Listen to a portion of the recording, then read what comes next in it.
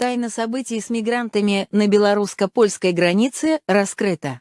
В этом видео мы разложим все по полочкам и предоставим сенсационную информацию, полученную от инсайдера из близкого окружения Путина, а также логические доказательства, основанные на неопровержимых фактах, подтверждающие правоту нашей версии событий на белорусско-польской границе, их конечную цель и последствия. Итак, мигранты штурмуют белорусско-польскую границу, пытаясь прорваться в Польшу и дальше в Германию. Кто они, эти люди? Беженцы-переселенцы или кто-то еще? И что не так во всем этом? Почему эти события оставляют чувство чего-то не до конца понятного, несмотря на то, что и российские СМИ, и Лавров все объясняют? Мол, люди бегут от войны из тех стран, где Запад все разрушил, и т.д. Какие вопросы? И правда, какие здесь могут быть вопросы? И есть ли они вообще? А если есть, то есть ли ответы? Мы утверждаем, да, есть и вопросы, и ответы.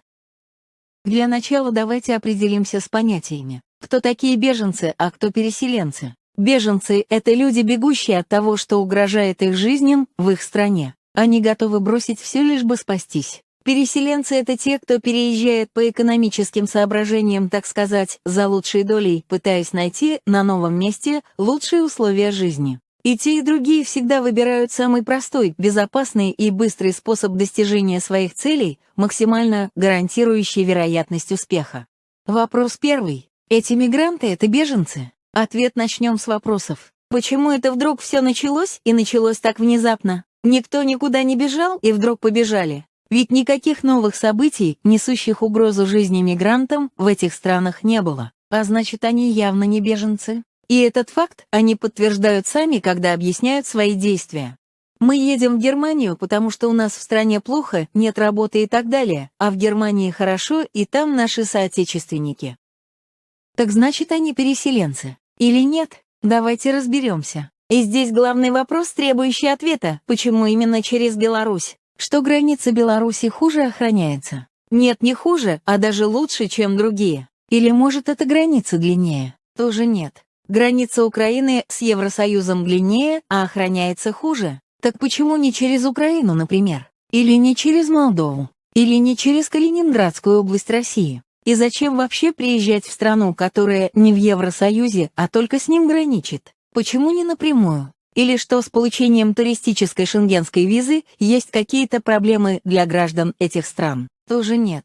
Турагентства, консульства, визовые центры работают, а мигранты тех стран, где их нет, могут получить визу в другой стране, например, в Турции, через которую они летят в Беларусь. Вот если бы бежали белорусы, то было бы все понятно, бегут в соседние страны, боясь проходить официально с паспортом через белорусскую границу, даже если есть шенгенская виза. Но Сирия и Ирак не граничат ни с Польшей, ни с Литвой. Зачем мигрантам приезжать в Беларусь, если их цель Германия? Почему не сразу в одну из стран Евросоюза? Ведь шенгенскую визу можно получить где угодно, и в Ираке, и в Турции, и в Ливане, или даже в самой Беларуси, тем более, когда есть деньги, это вообще не проблема. А эти мигранты далеко не бедные люди, даже по польским меркам, если могут позволить себе потратить на дорогу около 10 тысяч долларов на человека. Все они хорошо одеты, а в руках у многих iPhone 13. По приезду в Беларусь мигранты селятся в дорогих отелях, питаются в дорогих ресторанах, а перед тем, как отправиться в этот квест, сначала штурмуют дорогие магазины типа Zara в Даному в Минске и затариваются там теплой одеждой и всем необходимым для этого экстрима. Ну и последнее. Уезжая в это странное и дорогое путешествие, разве они не знают, что их ждет в Беларуси? Может, в их странах нет Ютуба или интернета? Ну, конечно, есть и то, и другое. Ведь мигранты ведут съемки, стримы и постоянно с кем-то общаются через смартфоны. Значит, их соотечественники на родине все знают. Знают, но едут и тратят на эти приключения, по меркам их стран, целое состояние. Как-то не очень это все вяжется с тем, что говорит Лавров. Про беженцев здесь вообще нет речи, но даже на переселенцев они не особо похожи, уж слишком нелогично, нерационально, странно и авантюрно они себя ведут. И все это без гарантий положительного результата. А ведь такие явления могут возникать только на основе массовых примеров положительных результатов. Только такие примеры могут вдохновить и мотивировать всех остальных. Как это, например, сейчас имеет место с эмиграцией из России в США через Мексику. Потому что все те, кто выбирают этот способ, гарантированно попадают в США. На Ютубе тысячи доказательств и описания алгоритма действий, что, естественно, вдохновляет и мотивирует остальных и ведет к увеличению и без того массового процесса. А вот с мигрантами на белорусско-польской границе этого нет даже близко. Вероятности успеха очень мало, а людей едет очень много. И это при том, что есть другие варианты, намного проще, быстрее, дешевле и безопаснее, и практически гарантированно ведущие к успеху. Получил Шенген, приехал в Германию, попросил политического убежища, и все. Что может быть проще? Но нет, наши мигранты простых путей не ищут. Они выбирают штурм границы и бой с польской армией, да еще за свой счет. Стоп. За свой счет. Или, может, не за свой? А что, если мигранты гуляют не на свои? Вот это поворот. Что, если им кто-то заплатил? Но тогда все становится на свои места и выглядит вполне логично. Погулять за такие деньги, и среди белорусов найдется много желающих. Но тогда возникает другой вопрос. А кто это у нас такой богатый, что может позволить себе такой банкет? И самое главное, зачем? Какая конечная цель всего этого? А если целей несколько, то какая из них главная? И вот он, этот долгожданный ответ. С нами связался человек из окружения Путина и все рассказал. Кто именно это был, мы, естественно, умолчим, а вот его сообщение, повергнувшее нас в шок, процитируем дословно.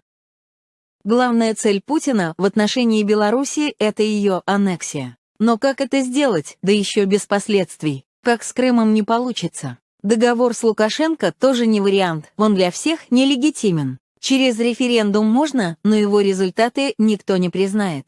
Вот только надо ли Путину это признание, или достаточно отсутствия новых санкций? Конечно, достаточно, но как их избежать? А очень просто. Для этого и нужны все эти мигранты. Меркель уже просит Путина помочь Европе и как-то повлиять на Лукашенко. А что мы слышим в ответ?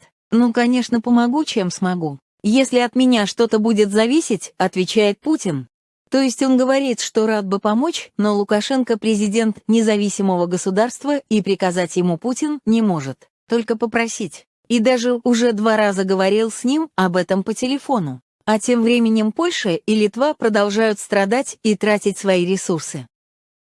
Но вот весной следующего года проходят референдумы в России и Беларуси о создании союзного государства, результаты которых уже сейчас можно удачно спрогнозировать на 100%, и новый глава этого государства, тоже понятно кто, моментально решает все проблемы с мигрантами и говорит Евросоюзу. Ну вот, все как вы просили, союзное государство есть, а проблем нет. Или, может, вы хотите опять независимой Беларуси? Вряд ли после событий с мигрантами у Беларуси найдутся защитники даже среди главных оппонентов России в лице Польши и Прибалтики. Главная цель кризиса с мигрантами – это дискредитация Беларуси в глазах ее соседей и всего мира для ее аннексии Россией. Ну а вторая цель Путина – это проверка Евросоюза на прочность и способность НАТО к защите стран-членов Альянса согласно договора о коллективной безопасности. А все финансирование этой операции с завозом мигрантов в Беларусь для Путина просто копейки, учитывая масштабность конечных целей, закончил наш инсайдер. Check the mic and make sure it sound right, boys.